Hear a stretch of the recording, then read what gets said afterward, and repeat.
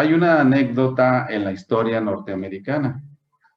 En una tribu indígena, alguien estaba robando pollos. El jefe declaró que si atrapaba a esa persona, el ofensor recibiría 10 latigazos. Al ver que los robos continuaban, los aumentó a 20 latigazos, pero los pollos seguían desapareciendo sistemáticamente. Airado, el jefe aumentó la sentencia a 100 latigazos, una sentencia de muerte segura. Finalmente atraparon al ladrón, pero el jefe se encontró en un tremendo dilema. El ladrón era su propia madre. Cuando llegó el día de ejecutar la pena, toda la tribu se congregó. ¿Sería el amor del jefe mayor que su justicia? La multitud se quedó asombrada o llena de asombro cuando vio que el jefe ordenó que atasen a su madre al palo para azotarla. Luego se quitó la camisa, revelando su poderosa estatura, y tomó el látigo en la mano.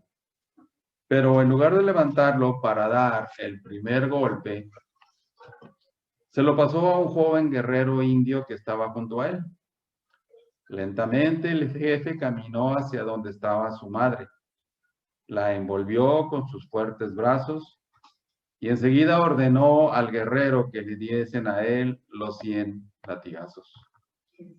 Eso fue lo que hizo Jesús por nosotros. Por amor a ti, por amor a mí, se convirtió en nuestro sustituto y murió en nuestro lugar. Y en esta tarde tú eres el motivo profundo de su amor demostrado en el Calvario. Bueno, esto nos lleva a entender que nosotros no podemos hacer absolutamente nada por nuestra salvación, sino que tenemos que creer en lo que Cristo hizo en la cruz. La gente allá afuera, con esta terrible pandemia, tiene que creer. No tenemos acceso a ellos como el ladrón que estaba en la cruz. No había alguien cercano de los que estaban, de esa multitud observando, acercarse a él. Pero Jesús estaba ahí a su lado. Nuestras oraciones pueden también hacer que los enfermos que están en los diferentes hospitales de esta nación y países, su conciencia puede empezar a trabajar en ellos y clamen a Dios, porque no tenemos acceso a ellos. Cuando lo tuvimos, lo hicimos, pero ahora no hay acceso. Ahora es clamar y clamar y clamar al Señor por misericordia. Y esto nos lleva al punto que hemos estado viendo en este trance con Job, de la cuestión del sufrimiento. Allá en Mateo 14, 23 al 34, leemos así. Despedida la multitud, subió al monte a orar aparte, y cuando llegó la noche estaba ahí solo. Y ya la barca estaba en medio del mar, azotada por las olas porque el viento era contrario. Mas a la cuarta vigilia de la noche Jesús vino a ellos andando sobre el mar.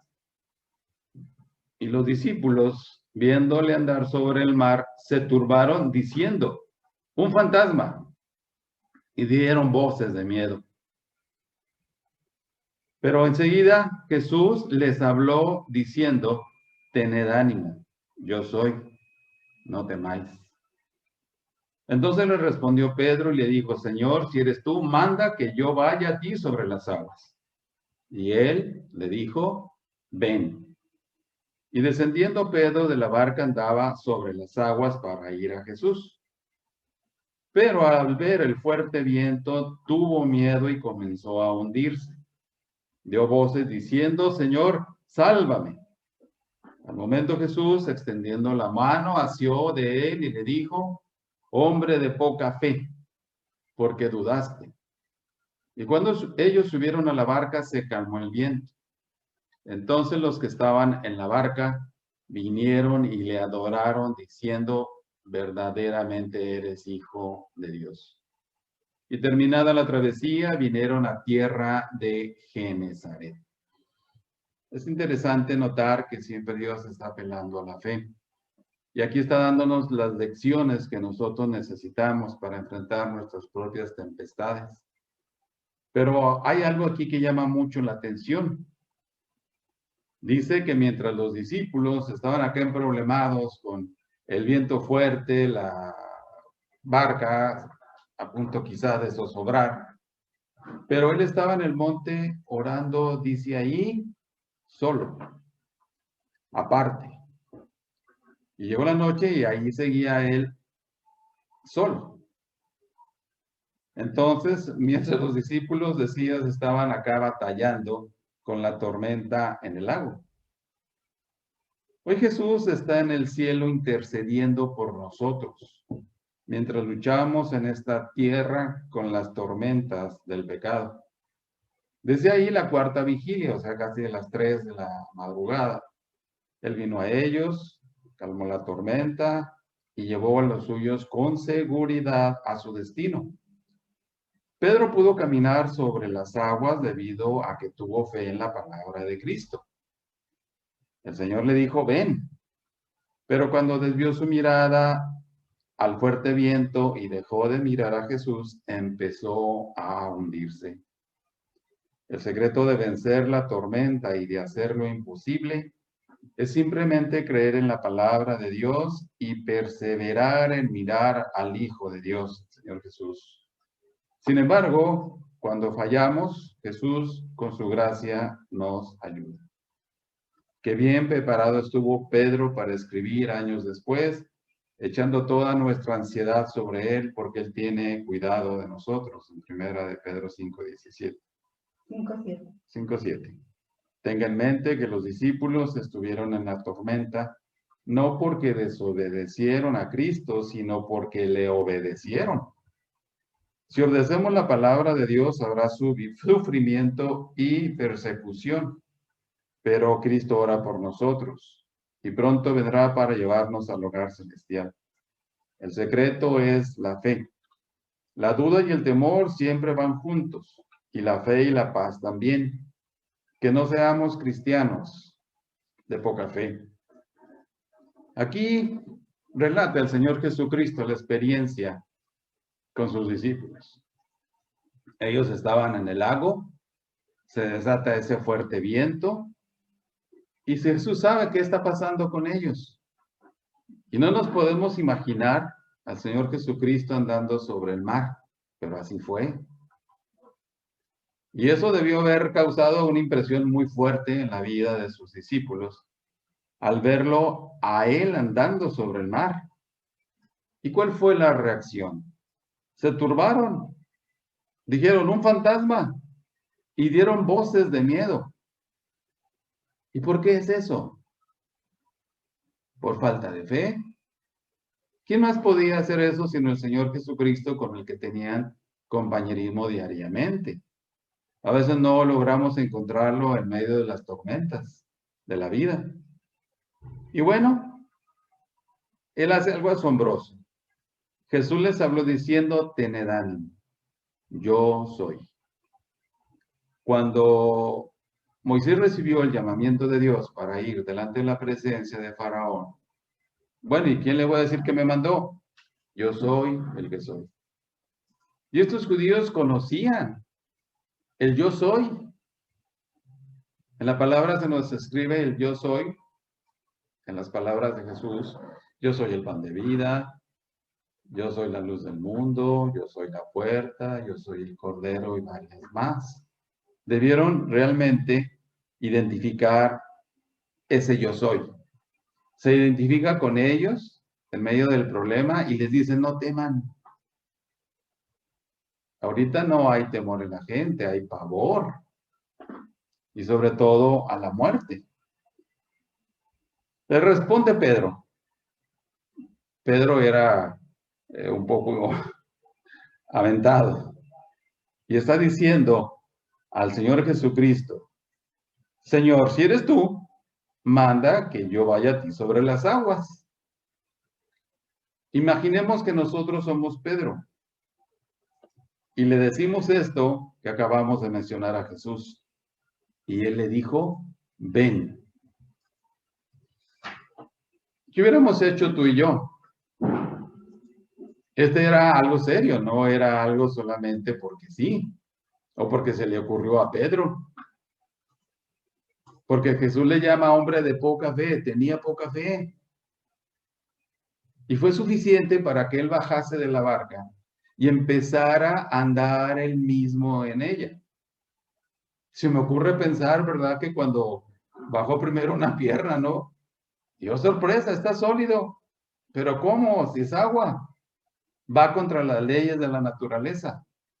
Pero sin embargo, la fe obró este milagro. Se baja, le dice, ven, Jesús no se acerca a la barca a darle la mano. Ven, como nos dice a nosotros, vengan, en medio de las pruebas. Aquí estoy, yo soy, no teman. Pedro se baja, va con su mirada fija en el Señor Jesucristo caminando, pero hubo un problema. Desvía su mirada hacia el fuerte viento y empieza a hundirse. La palabra no describe qué tan rápido, pero se hundió.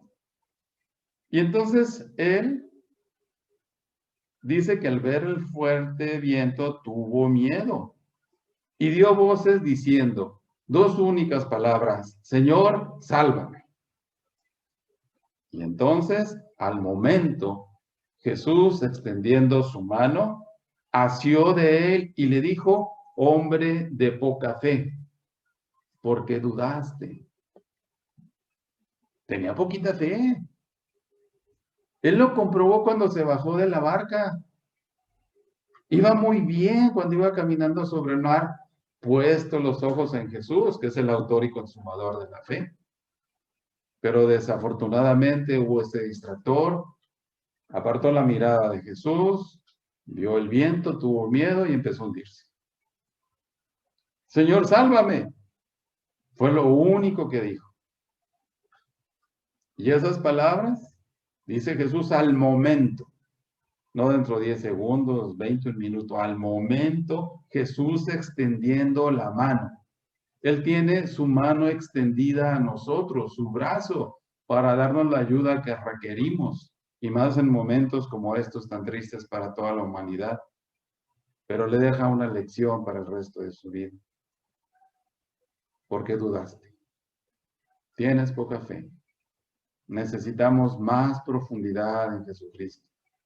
Conocerlo más a fondo a través de su palabra. No hay otra manera. Esta es la única manera. Y a veces por X o Y situaciones descuidamos nuestra lectura. Y a veces tú dices, hoy no leí. Tú puedes hacerlo, aunque sea 2, 3 versículos. El secreto es no dejar de hacerlo. Si el Señor está extendiendo la mano, tú puedes tener un temor como Pedro. O puedes ir bien y de repente hay un distractor y ahí vamos al suelo. Pero su mano sigue extendida hacia nosotros y nos deja esa lección. Hombre de poca fe, ¿por qué dudaste? Pedro no emitió ninguna palabra. Esto quiere decir que entendió la lección al igual que el resto de los discípulos que iban ahí. Ellos vieron este prodigio también. Esto fue una evidencia del poder de Dios ilimitado. Dios omnipotente, que todo lo puede. Tú y yo estamos limitados por tantas y tantas cosas en esta vida. Él no. Y cuando ellos subieron en la barca, se calmó el viento. Así de simple. Con la presencia de Jesús, en medio de la tempestad, tenemos la garantía de que Él no nos deja, no nos abandona. A veces podemos sentirnos solos, o a veces escuchamos a decir a creyentes que tienen miedo de la pandemia. Y entendemos la postura, pero tenemos que enseñarles que nuestra fe tiene que ser reactivada y aumentada. Entonces los que estaban en la barca vinieron y le adoraron diciendo, ¿verdaderamente eres hijo de Dios? ¿Acaso lo dudaban? Sus palabras ya no dejan lugar para la duda. Verdaderamente eres hijo de Dios, porque este no fue el único prodigio que ellos vieron. Vieron muchas cosas que el Señor Jesucristo hizo. Entonces, terminada la travesía, vinieron a tierra de Genezaret. Qué maravilla, ¿no? Que su gracia preciosa nos alcanza aún cuando nosotros tenemos fallos. Aún cuando nosotros pecamos, Él está dispuesto a perdonar y a olvidar. Y esto nos recuerda nuestro tema, ¿no?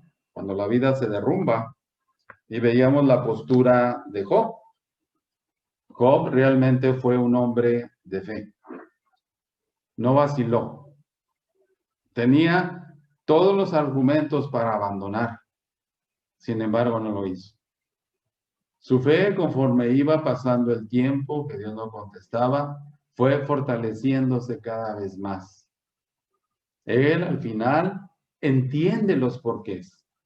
Ahorita hay mucha gente que no entiende los porqués, pero también hay mucha gente que está culpando a Dios. ¿Y por qué a Dios? Un creyente hoy por la mañana me ponía un mensaje de una señora que había perdido al esposo. Y ella le hablaba en amargura a él y le decía, ¿por qué? Lo necesitamos, lo amamos, lo queremos, esta vida es un desastre, es un terremoto. No entiendo qué está pasando. Pero ella no quería escuchar al Señor Jesús. Nos acordamos de Él desgraciadamente cuando viene la tragedia. Y aún así Él no nos abandona. Pero ella está muy resentida con Dios. No lo dice abiertamente como lo estoy diciendo, pero realmente sus palabras reflejan eso. Y qué triste. El reto principal de la vida de cada uno de nosotros no es explicar el sufrimiento, sino más bien ser la clave de personas que pueden enfrentarse al sufrimiento y hacer que este trabajo sea a favor nuestro y no en contra nuestra. Si las aflicciones refinan a alguien, también consumen a otros. Dijo el predicador puritano Thomas Fuller, y estaba en lo correcto. Nadie va a negar que lo que nos ocurre a nosotros es importante, pero lo que ocurre en nosotros es también importante, porque eso determinará lo que sucede por medio de nosotros. La señora que acabo de mencionar es un ejemplo de amargura. Los creyentes, estando dentro de la voluntad de Dios, es una cosa totalmente opuesta a esto. El carácter es la materia prima de la vida. El hombre, dijo Alexis Carrel, es a la vez el mármol y la escultura. La reputación es lo que usted piensa que yo soy, pero el carácter es lo que Dios y yo sabemos que yo soy. Hay un sentido en el cual el sufrimiento ayuda a hacer a un hombre o a una mujer, pero hay también un sentido en el que el sufrimiento revela el material del que estamos hechos. Podemos estar como Pedro, hombre de poca fe. ¿Por qué dudaste? No está reprochándole, le está enseñando. Si no, él hubiera dejado que se ahogara, ¿no? Y dirigirse al resto de los discípulos para que aprendan bien la lección si empiezan a dudar. Él no hizo eso. Un Dios de todo amor extiende su mano aún ante ese fallo de Pedro y lo salva, literalmente. Él quiere también extender su mano y salvarnos de cada circunstancia que Él permite en nuestras vidas. Él es todopoderoso. Necesitamos aprender a depender cada día, cada vez más de Él y las promesas que nos pertenecen en la Biblia, pero tenemos que apropiárnoslas por fe. Que no se diga de nosotros, hombre de poca fe. Que se diga de nosotros que estamos firmes en las promesas que Él nos dio con ese propósito. Y más para este tiempo que cobran una doble relevancia. dadas las circunstancias a nivel mundial. Aparte de lo normal de la vida de sufrimiento, que allá en Chile se incendió un hospital y tuvieron que sacar a todos los enfermos. Imaginen eso. Y enfermos de COVID. Que el terremoto por allá, no sé, por las Filipinas y demás cosas, que la inundación por otro país. Vamos a decir que eso es lo normal. Pero esta pandemia es otra cosa. Y está acabando, desgraciadamente, con muchos. Algunas personas lidian con las pruebas huyendo de ellas, bien física o emocionalmente. Echan mano de las llaves del auto o de un boleto de avión, buscan una pastilla, una aguja, una botella o en los más graves de los casos, una pistola. Otras personas no hacen nada cuando la tragedia los golpea. Se sienten paralizados. Tenemos que llevarlos de la mano como niños pequeños y tratar de sacarlos del laberinto. Las verdaderas dificultades comienzan cuando nos hacemos pasivos. El abordamiento pasivo del sufrimiento nunca puede edificar el carácter en la vida de los creyentes. El hombre debe ser, con la ayuda de Dios, el escultor de cada uno de nosotros. Nos quiere hacer a la imagen de Cristo. Cualquier cosa que una persona pueda tener, si carece de carácter, no tiene nada. Por sí mismo el sufrimiento no forma el carácter. El mismo sol que derrite el hielo también endurece el barro. Todos nosotros necesitamos ayuda exterior. Y esa ayuda viene solo de Dios. Cuando David escribió el Salmo 18 y luego miró en retrospectiva en aquellos años de dificultades que él experimentó, dificultades de persecución y destierro, le dijo a Dios: me diste a sí mismo el escudo de tu salvación, tu diestra me sustentó y tu benignidad me ha engrandecido. En el Salmo 18:35. David contaba con una tremenda potencialidad que solo se podía liberar mediante el sufrimiento y la gracia divina. Y esto es algo muy profundo. Él pasó experiencias muy fuertes, pero él aprendió al hecho de que Dios dijo de él que tenía un corazón perfecto delante de Dios, o sea, un corazón honesto, conforme al corazón de Dios. El proceso mediante el cual Dios forma el carácter en sus hijos comienza con el sufrimiento. Y no nos agrada eso. La palabra griega que se usa aquí significa presión, restricción, confinamiento, prensando junto. Puede referirse a dificultades exteriores o angustias interiores. Pablo llegó a decir en sus pruebas críticas: temores de dentro, conflictos de fuera. Esta palabra se usaba para describir el proceso de prensar las uvas o las aceitunas en la prensa. Y realmente en la palabra de Dios tenemos algo maravilloso, que son todos aquellos héroes de la fe, así los llamamos. Allá en el capítulo 11 de Hebreos encontramos después la fe, la certeza de lo que se espera, la convicción de lo que no se ve, porque por ella alcanzaron buen testimonio los antiguos. Por la fe entendemos haber sido constituido el universo por la palabra de Dios, de modo que lo que se ve fue hecho de lo que no se veía. Y la ciencia anda toda hecha bolas, ¿no? Que miles y miles de millones de años y que esto y que tantos argumentos científicos, pero todos ellos falsos. Decíamos, por la fe Enoc fue traspuesto para no ver muerte, y no fue hallado porque lo traspuso Dios. Y antes que fuese traspuesto, tuvo testimonio de haber agradado a Dios. Esto es un ejemplo de la fe.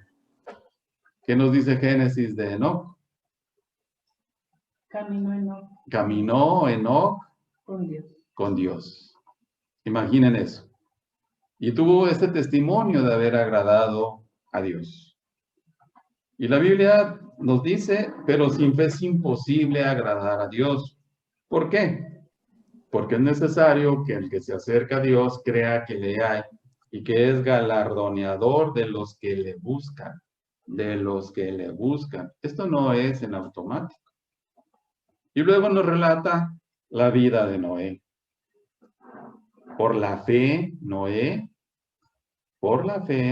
cuando fue advertido por Dios acerca de cosas que aún no se veían, con temor preparó el arca en que su casa se salvase, y por esa fe condenó al mundo y fue hecho heredero de la justicia que viene por la fe.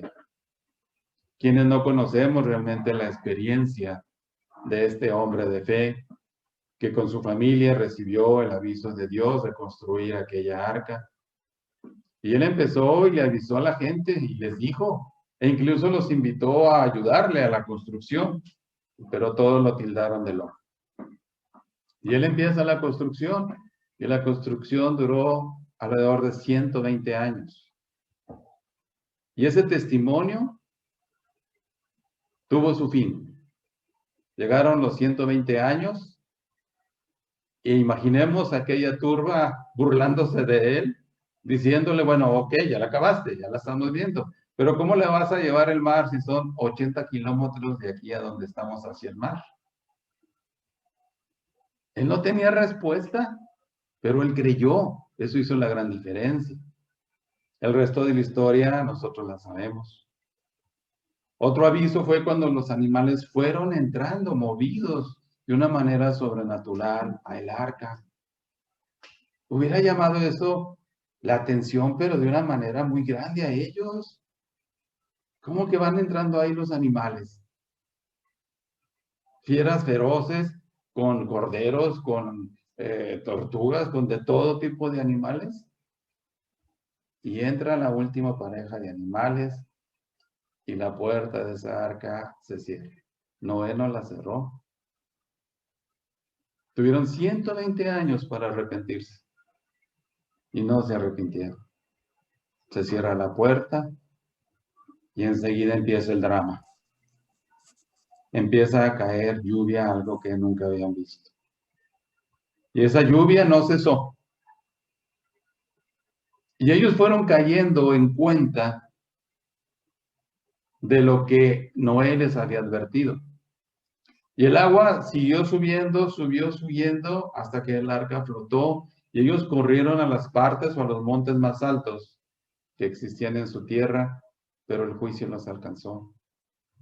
Por eso dice la palabra que por esa fe condenó al mundo. Primero fue la burla de todo el mundo.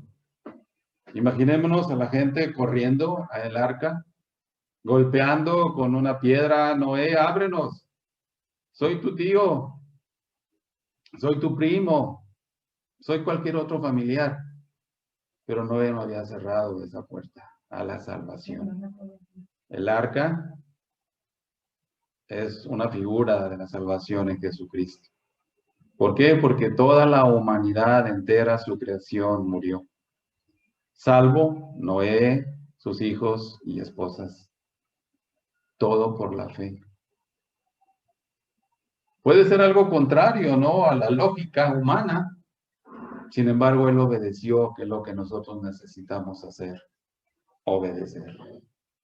Después vemos otro ejemplo ahí con la fe de Abraham. Dice que siendo llamado obedeció para salir al lugar que había de recibir como herencia y salió sin saber a dónde iba. Dios estaba demandando de Abraham, así como de nosotros, la obediencia. Sal de tu tierra y de tu parentela. Señor, pero hay 4 puntos cardinales. ¿Hacia dónde me dirijo? Sal. Él salió y en el transcurso de esa obediencia que Dios demandaba de él, Dios le fue mostrando el camino. Lo primero que Dios quiere es obediencia. Muchas veces cuando Dios nos dice que hagamos algo, empezamos a argumentar con Él o autojustificarnos. No, Él quiere obediencia de cada uno de nosotros. También otro ejemplo es que por la fe, se fijan cómo todos esos versículos empiezan por la fe, por la fe, por la fe.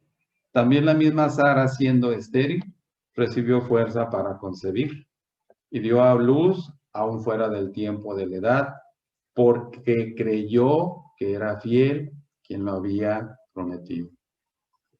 Imagínense a esta mujer estéril, a Abraham, de cerca de 100 años, y Dios le dijo que le iba a dar un hijo. Sara se rió y el Señor le arrepintió. Dijeron, bueno, ¿por qué te reíste? No, es que no me reí. No, sí te reíste. Pero el punto final con ella fue lo que dice su palabra. Dice que dio a luz aún fuera del tiempo de la edad, porque creyó que era fiel quien lo había prometido. La palabra de Dios nos dice que Dios no es hombre para que mienta, ni hijo de hombre para que se arrepienta. Él dijo y no hará, habló y no lo ejecutará. ¿Qué está esperando de nosotros en este tiempo tan difícil que nos tocó vivir? Obediencia a su voluntad. Eso es lo que Él está demandando de nosotros. Enseguida tenemos otro ejemplo muy bueno de Abraham mismo, cuando ese hijo le fue dado. Imaginémonos a este hombre anciano y tener un hijo, pues se volvió loco de felicidad, es comprensible, pero sin percibirlo, él fue desplazando a Dios del primer lugar en su corazón y poniendo a su hijo ahí. Y Dios permitió la prueba. Dice ahí, cuando fue probado, ofreció a Isaac. ¿Hay algún Isaac que nosotros tenemos que sacrificar? Eso solamente tú y yo lo sabemos. Y el que había recibido las promesas ofrecía su unigénito, habiéndosele dicho, en Isaac te será llamada descendencia. Entonces, había quizás un argumento interno en él. Si me está dando este hijo, porque de ahí va a salir el pueblo de Israel, y ahora me lo está pidiendo que lo sacrifique, no que lo mate, no entiendo. ¿Cómo es eso? Es correcto que él hubiera pensado quizás de esa manera, pero lo que resultó fue que él obedeció. Llegan al lugar, su hijo le pregunta, bueno, aquí está el altar, ¿dónde está la víctima? Y oh, sorpresa, la víctima era él. Y la obediencia de este gran hombre que es nuestro Padre en la fe, ¿hasta dónde llegó? Hasta levantar el cuchillo y descargarlo en la vida de ese único hijo. Pero el Señor lo detuvo. Ya sé que temes a Dios. Imagínense el resultado de su fe. Esa gran felicidad de conservar a ese hijo. Ese anhelo tan profundo que tuvo toda su vida. Y cometió errores como nosotros lo cometemos. Cuando su esposa Sara le dio a aquella famosa sirviente que tenían por allá y procuró un hijo con ella. Pero el punto aquí es esto, pensando que Dios es poderoso para levantar aún de entre los muertos, de donde en sentido figurado también le volvió a recibir a Isaac. Ahora, Isaac era una copia al carbón de él, porque Isaac tendría aproximadamente unos 25 años, y él pudo haber corrido. ¿Cuándo lo iba a alcanzar el anciano de Abraham? Pues nunca. Él voluntariamente, por el ejemplo de un padre de fe, obedeció a su padre también. Y él fue ahí y Dios libró a ambos. Y luego hay otro héroe en la fe, Moisés, por la fe. Moisés cuando nació fue escondido por sus padres por 3 meses, porque le vieron niño hermoso y no temieron el decreto del rey. Llegó el momento, ¿verdad?, que se multiplicaban mucho los judíos y el faraón tuvo temor, el faraón de la época. Y entonces, ¿qué es lo que hace? Le da la orden a todas aquellas parteras de que le dieran muerte a todos los niños. A las niñas no. Y el punto es, imagínense el dolor de su madre al recibir esa noticia, pero ella tenía la fe que requería esta prueba. Y deja al pequeño bebé Moisés en aquel barcaza de juncos y lo deja allá a la deriva. Pero su hermana Miriam, que era más grande que él, estaba al tanto. Y de casualidad va a caer ahí en las manos de la princesa. No, no es casualidad. Dios tenía todo preparado. Se lo crió y le dijo a la muchacha, bueno, tenemos que buscarte una nodriza. Y se lo llevaron a su mamá, imaginen eso. ¡Qué maravilla! Dios tiene el control de todas y cada una de las causas para los creyentes y aún para los inconversos. Todo esto es una probadita de lo que puede suceder adelante y es la oportunidad para que gente caiga en temor y más aún en arrepentimiento al ver la muerte tan cerca de sus vidas o de seres queridos que desgraciadamente han perdido. Moisés, en su historia, nos relata que, hecho ya grande, rehusó llamarse hijo de la hija de Faraón, escogiendo antes ser maltratado con el pueblo de Dios que gozar de los deleites temporales del pecado. ¿Se dan cuenta? Deleites temporales del pecado. Pero él escogió. Él tuvo fe también por la fe en Moisés, dice ahí.